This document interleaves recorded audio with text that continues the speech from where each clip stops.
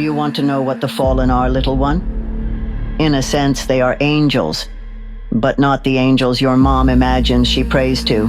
Brass trumpets picnicking in the clouds. In their true essence, they are great swirling engines of wing and blood, fiery eyes that peer around the corners between worlds. Dark, radiant things conjured from fresh battlefields. A Frankenstein's Valkyrie, forever crashing to Midgard. What grief demands their hate? What vast cannibal hunger? Welcome to the Fallen Cycle Mythos Fiction Podcast. This universe is full of secrets, waiting for those brave or foolhardy enough to seek them out. Cycle 2, Party at the World's End. Take a mad ride past the event horizon of sanity, as Lilith and her band of miscreants transcend from escaped convicts to superstars of a different kind. They grapple with the intoxication of growing influence. This is the story of those fallen who walk amongst us in a universe where 2012 went a bit differently, and hints of the world that is to come. Discover more about the Fallen Cycle mythos, including comics, novels, setting lore, and an RPG currently in development at fallencycle.com. And for our discussion and actual play exploration of RPG system and setting, visit modernmythology.net. This podcast contains adult themes and may induce psychosis. And now on with the show.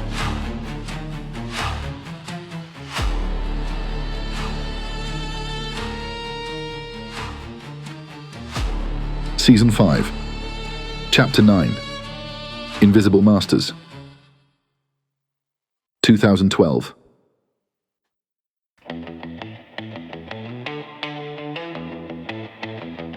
Hey guys, Loki asked through the cracked door.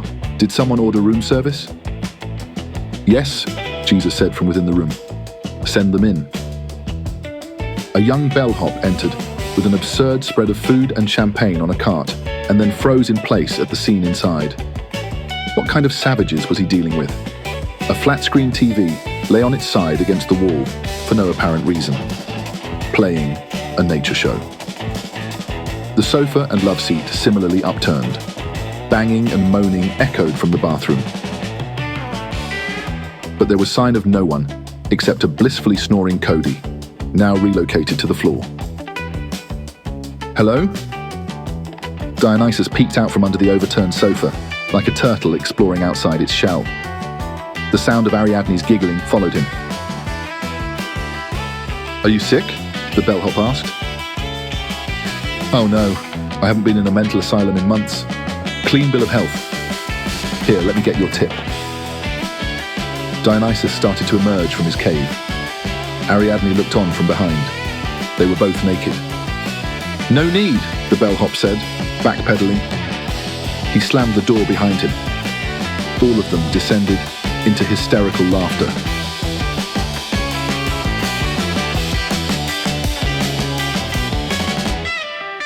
Loki and Artemis stood in the hallway, like passengers on an elevator. There was a bang, and then some loud moaning. Loki tilted his head, listening. Amber, from the sound of it. She would probably have another orgasm in 4, 3, 2. This is just wrong, Artemis said. If you'd rather be inside. Artemis snorted. Soldiers never leave their post. She paused. Might as well call it in for getting bagged. Good luck with that. State and local cops are jammed, Loki said, grinning proudly. How? Hired one of those Indian call centers. They're hitting every line every few seconds with a phony push pole. That's gorgeous, Artemis said. How? Lilith likes to get things for free, but she seems to be good at supplying resources when they're needed. Frankly, the girl scares me. Oh, brave new war. You want in? I'm not already, Artemis asked. Babylon's ops posture is a synthesis of Anonymous, Mend, Al-Qaeda, CIA, Hamas, and the Grateful Dead. You need a minute on that? Yes. Good. If you said no, you were either a plant or an idiot. Al-Qaeda and the Grateful Dead, identity, purpose and movement. Anyone's in who wants in, simply by aligning and educating themselves. Loki cocked his head. Partly. No, wait. It's a movement with 1,000 centers. They see the broadcasts. They watch your little how-tos, Artemis said, trying to reason it out. Stole the last bit from Hamas. Not so far as setting up an alternate social infrastructure.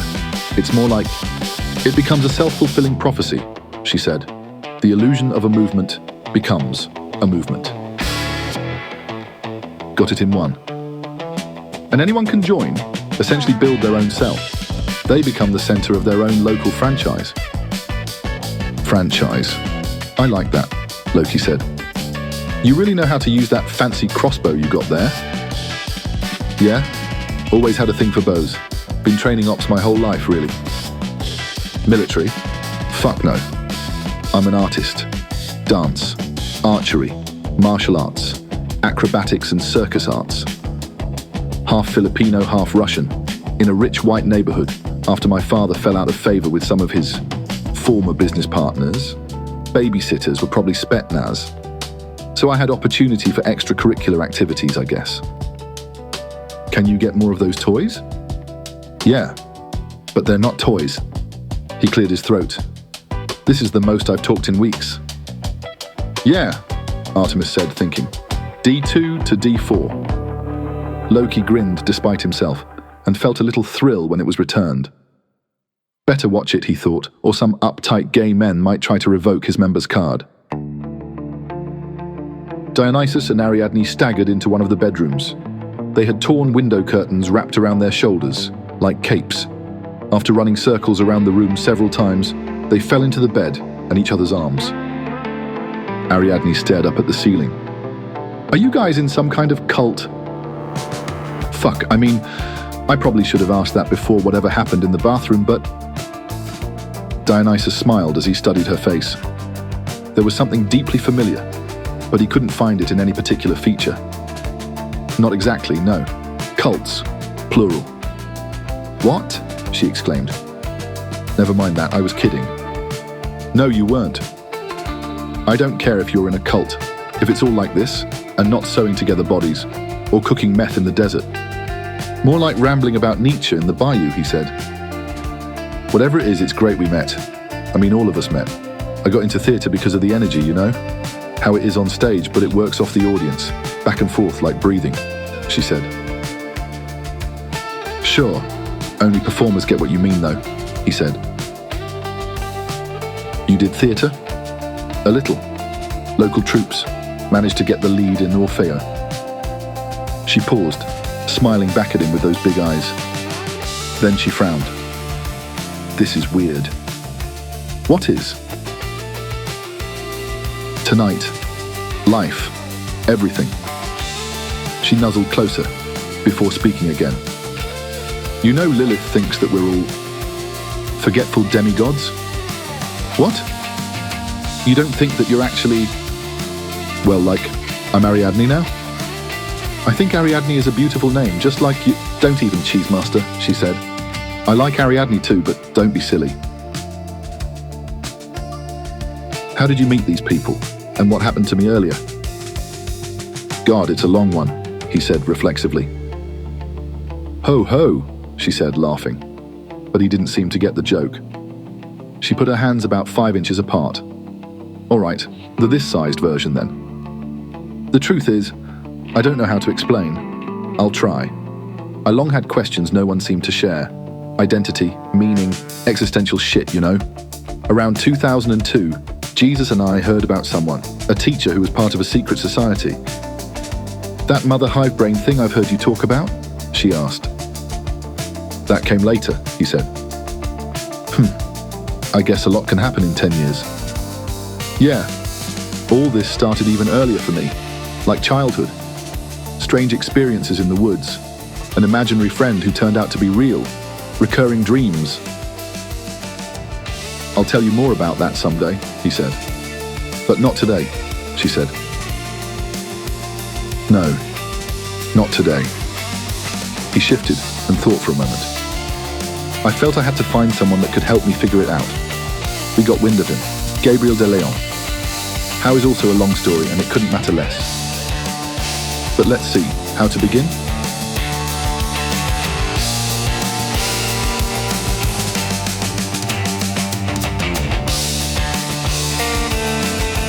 And well, it was all downhill from there, Dionysus concluded with a chuckle, after he realized his story had gone on for longer than he'd intended. Gabriel became a sort of teacher to us for a time. Ariadne said, still staring up at the ceiling, a pillow clasped to her chest. I don't even know if you answered my questions.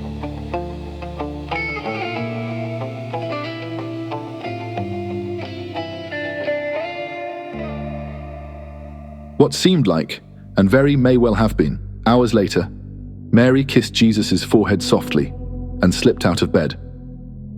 She hugged herself repeatedly. Everything felt renewed. She always wanted to feel like this, an alternate universe where it was spring and she was 11, where there were no rules and she could run, fall, and roll in fields if she wanted to. And it didn't matter if she got her dress dirty or scuffed her knee, and no bedtimes, and the ecstasy was pure and always free. Jesus had helped her find that place. The two of them had whiled away the night over bottles of Spanish wine and MDA. Jesus was nothing like she expected, in private, quiet and gentle, subdued. All the posturing, like the makeup, was some kind of armor against a world that had already made up its mind about being bigoted. It must have been like overacting on stage, in the hopes of reaching the back row. Opening the door a crack, she glanced down the hallway to see Dionysus and Ariadne asleep, curled around one another like two kittens. Her cell phone was in her clothes, which were in the bathroom. She started in that direction, but a pleading sound stopped her in her tracks. Lilith and Amber were still at it? Good God. She tiptoed by the supine couple on the bed and headed towards the hall. As she reached for the door, it shot open, seemingly of its own accord. She nearly screamed, clamping her hand over her mouth instead. Well, come on then, Loki said from behind the door. Hey, you're still out here, she observed, as she slipped out to stand beside him. Where else would I be? He continued checking both directions of the hallway, not making eye contact as he spoke. We wouldn't want to be caught by surprise now, would we? No, I suppose not. Who are you looking for? You never know. He finally turned towards her, though his eyes were barely visible through his tinted aviator glasses. You never know. She giggled, though he didn't respond with any facial gesture whatsoever. Where's Artemis? Sleeping. It's my shift. Do you sleep? She asked. He seemed to think about it for quite some time. Sure. When? Tuesdays usually, he said gruffly. Why do they call you Loki anyway? I'm very serious about my mischief, he said. I can see that. They fell silent as a man in a business suit stepped off the elevator. Loki leaned against the wall, one hand sliding toward his back, but the man just hurried past and disappeared into one of the maze-like turnoffs. So, why are you out here? He finally asked. I have to make a phone call. Tell my parents I'm not coming home. You know, probably for a couple years. You don't have a cell? There's a phone in the room, and another in the bathroom, I assume. Well, yeah, but I didn't want to disturb Jesus. She kind of slipped into a trance. And Lilith and Amber, God only knows, and I don't want to. He nodded his head. Amen, sister. All right, you can use mine.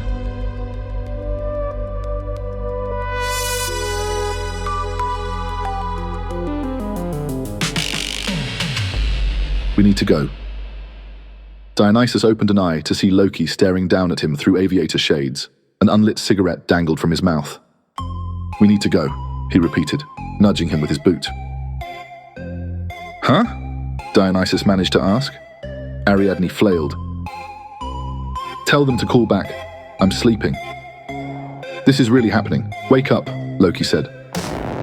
Dionysus slowly got to his feet with the torn curtain draped around him. He could only manage to get one eye open. I don't know how it happened, but they found us, Loki said. That got both of his eyes open. Who? The cops? We need to... No, Loki said. The fans. What? Dionysus said. You woke me up for that? See for yourself. Loki dragged Dionysus to the window and threw open the blinds, The riot at the concert had followed them through word of mouth, spawning an apocalyptic after-party in the parking lot. There were mattresses strewn about, with half-dressed college students passed out on them. One had "Slut Boy" written on his face in lipstick. A furry orgy was in progress, centered around a disreputable conversion van with a clowns and balloons mural painted on the side. "Fuck me, Teddy Ruxpin," cried a voice from within the wildly bucking van. "Oh God, you're right, this is bad," Dionysus said.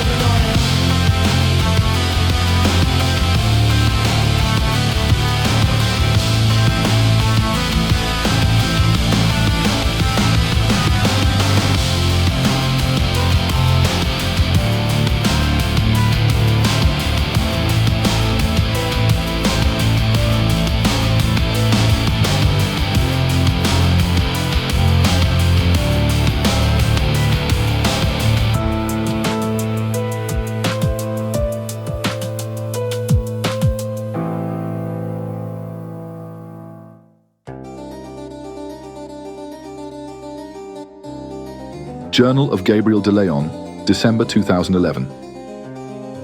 Everywhere I go, in every experience, I see life constantly on the verge of death.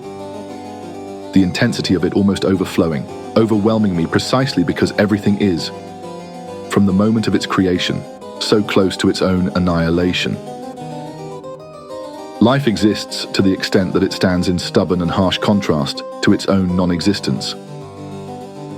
One who is alive, truly alive, experiences eros for life as the tension between being and becoming, a contrast standing against the darkness, the hollow eternity, not the light at the end of the process. Through this, we may discover our second birth, between the secret gravity of our end being ahead and behind us, and our constant attempt to create a beginning, an eternally present moment, right now. It is at first apparent that everything is dying, the undoing, the negation, resonates throughout everything. A Cerberus that barks in warning, do not enter, no one ever returns.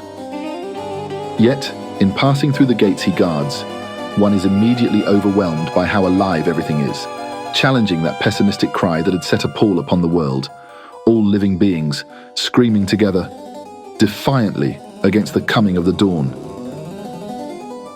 Should we choose life, accept it fully without doctoring, we must join into this chorus with all of our strength, become a part of the song rather than an individual standing outside, merely listening in rapt attention. For those who would cling to a static solution, whether it be a canon, manifesto, or the words of an orator or messiah, I would recommend they take Crowley's words to heart. O ye who dwell in the dark night of the soul, beware most of all the herald of the dawn.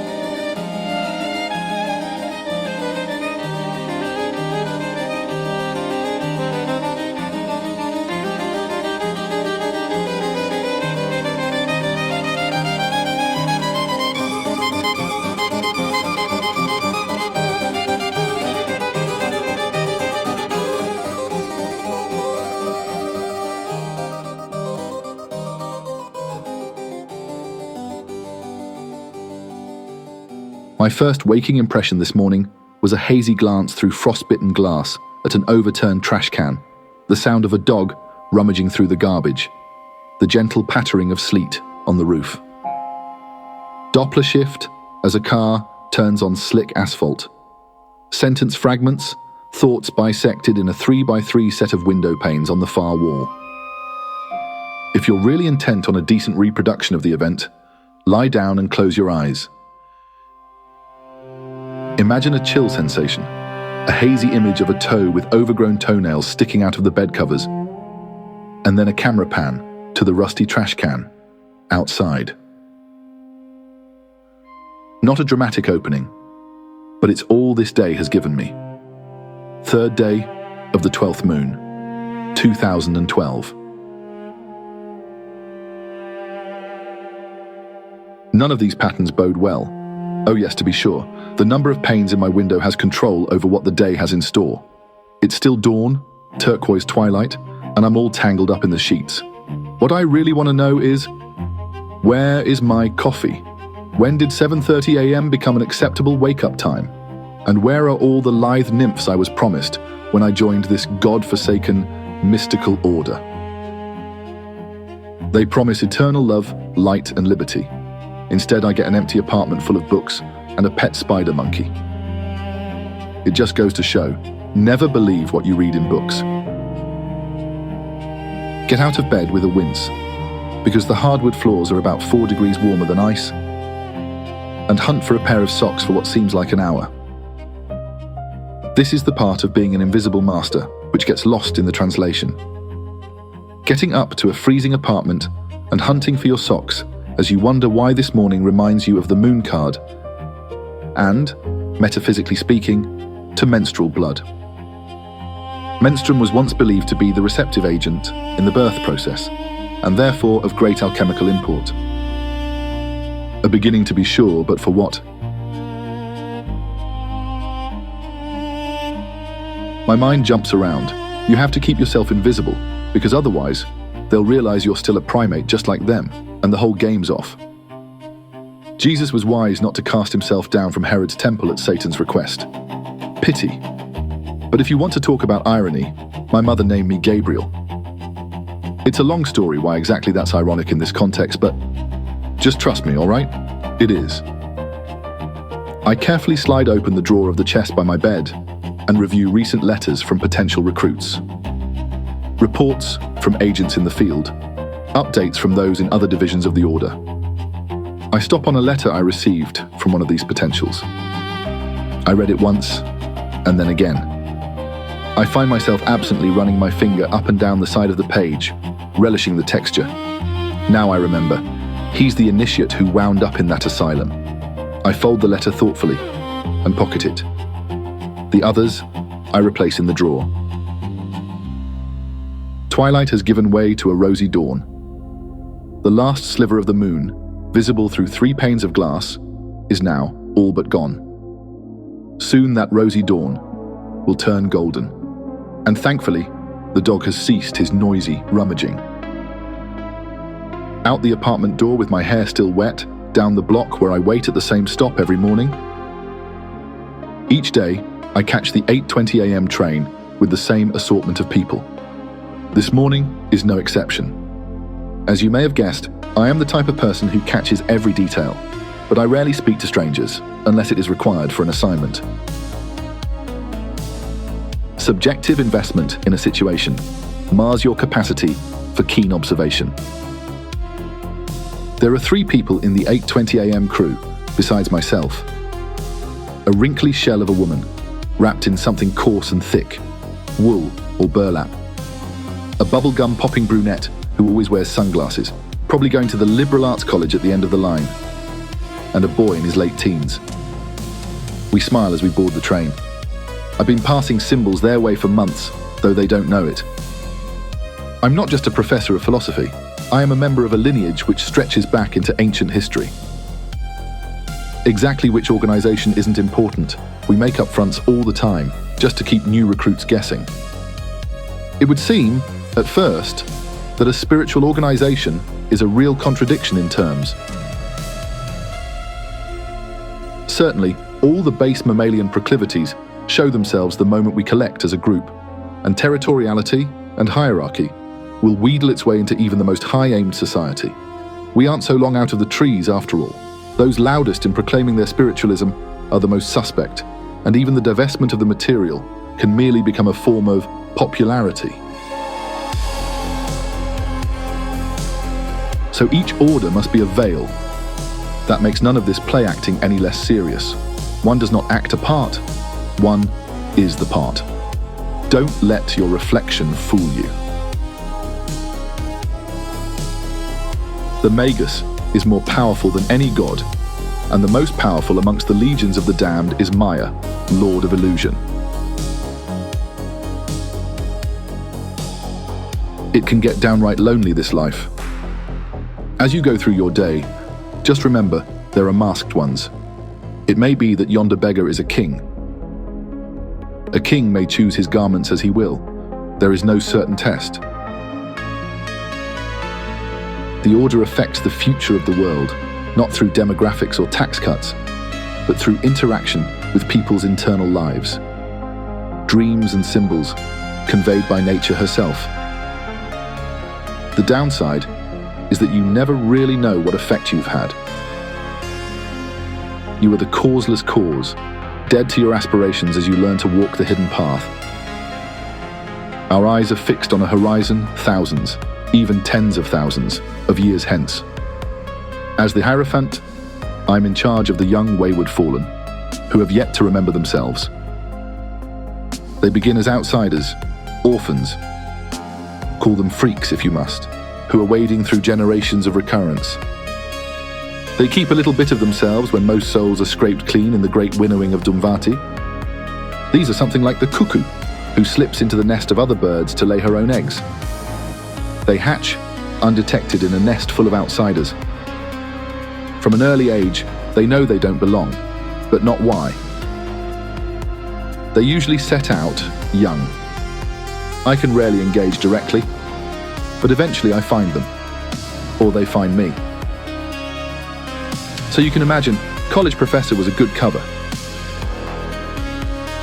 For millennia, all the Order had was time. Something is changing now. The planet's pulse hastens. The cycle turns. Eventually, you reach your destination, and you can give that special someone the push they need. I am invisible, hidden between the lines, but always in the back of your mind now. The train is rattling laboriously over a worn patch of track, which means the next stop is mine. These have all been answers to questions you don't yet have, but you will. Here's my stop now. See you on the other side.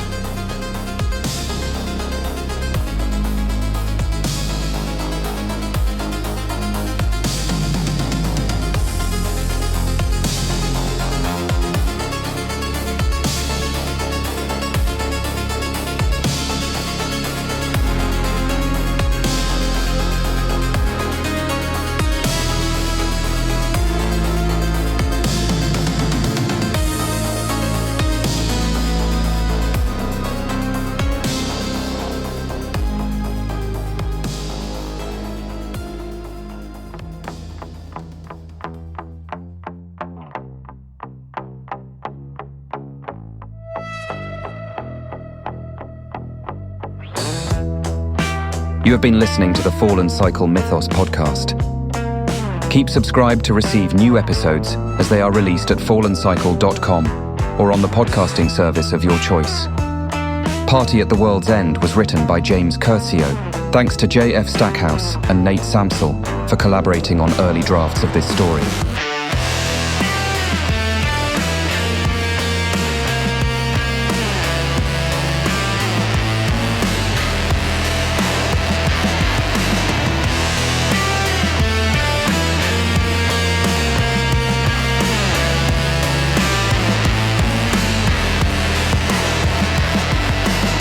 The soundtrack was produced by James Curcio, with special thanks to various creative collaborators for inspiration and soundtrack source from old sessions, including, in no particular order, Scott Landis, Sean Marsden, Jen E., Gaetan, Sarah and Rahul Iyer, Martine Della Ruffa, David Bessel, Ari, and Nate Samsel. Cut the Sky's Throat, an album selected from this feature's soundtrack, is free to stream and will be available on Bandcamp. Music by Lilith, Dionysus, Cody, Jesus, and Ariadne.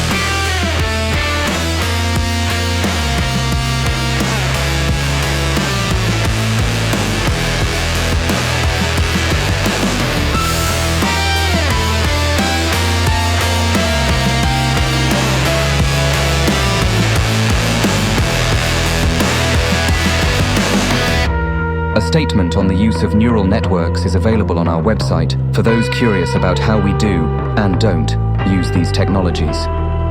This podcast is Creative Commons 3.0, Attribution, Share and Share Alike, Non-Commercial Use.